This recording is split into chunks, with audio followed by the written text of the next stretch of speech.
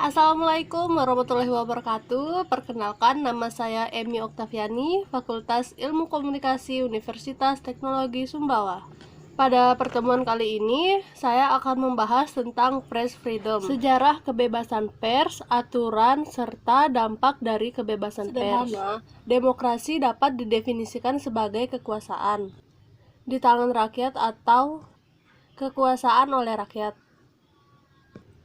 Demokrasi mempunyai dua aspek. Yang pertama yaitu aspek prosedural.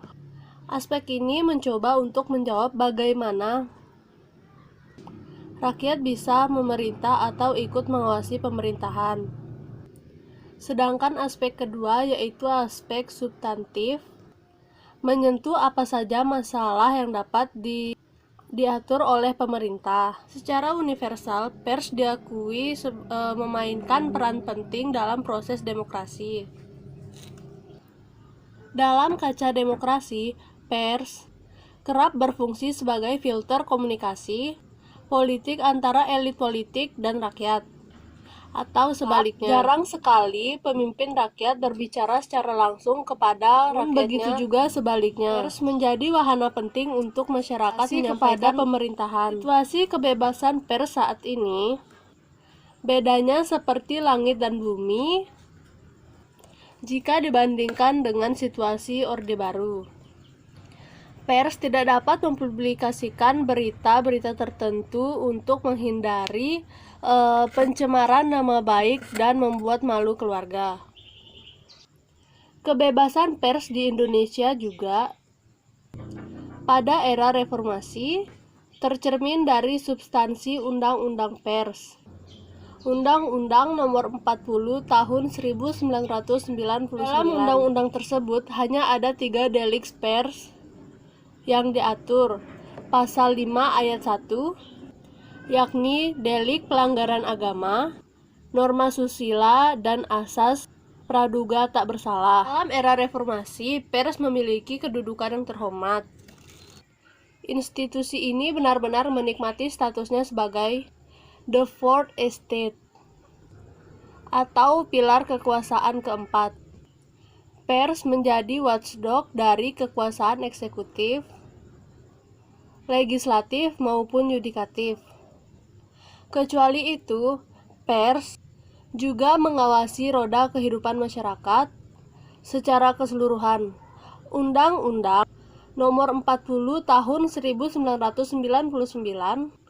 tentang pers menandaskan bahwa kebebasan pers merupakan salah satu wujud kedaulatan rakyat yang berasaskan prinsip-prinsip demokrasi, keadilan, dan supremasi hukum.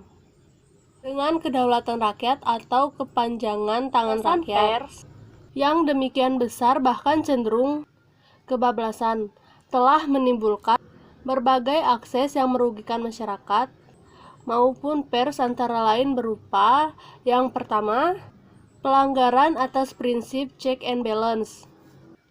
Dalam masalah ini kontroversial atau melibatkan tokoh kontroversial. Pers sering kurang mengecek prinsip check and balance sehingga berita yang dihasilkan tidak objektif bahkan bersifat amatiran. Asas praduga tak bersalah.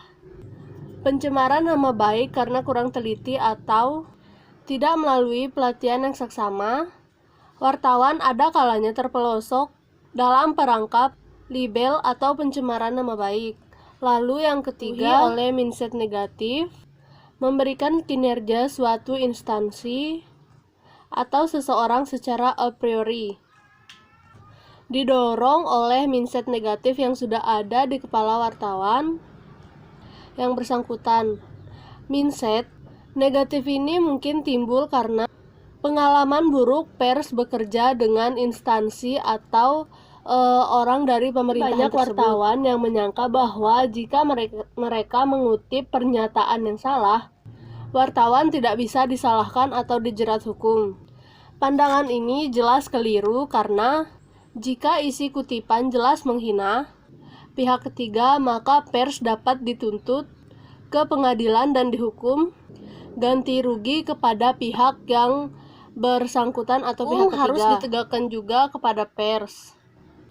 Suatu peraturan perundang-undangan masih merupakan hukum positif, tetap harus dijalankan walau pihak-pihak tertentu dianggap tidak adil. Hart 1986. Hukum apapun bentuknya, termasuk yang dikategorikan tidak adil, tetap harus dilaksanakan. Tidak, sistem hukum secara keseluruhan akan melemah.